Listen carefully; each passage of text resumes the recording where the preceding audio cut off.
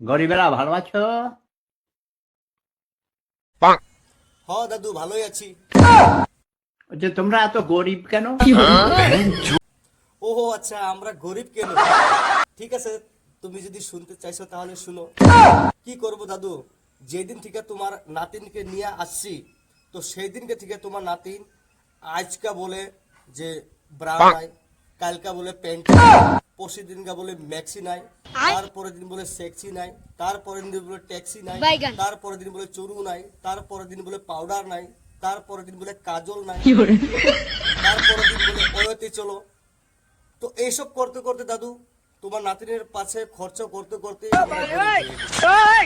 এখন তোমার তো এখন দাদি নাই, তো সেজন্য তোমার কাছে টাইম আছে অনেক, সেজন্য তুমি ঘরে বসে বসে গরিবকে টিটকারি করছো, তাই না দাদু? হ্যাঁ। কোনো ব্যাপার না, গরিব হই চাই ধনী হোক, তোমার নাতিনকে নিয়ে আসার পরে তো আমি গরিব হয়ে গেছি, তার আগে তো আমি কোটিপতি ছিলাম। তো তোমার নাতিন সুখে থাকলেই আমি সুখী। ঠিক আছে দাদু?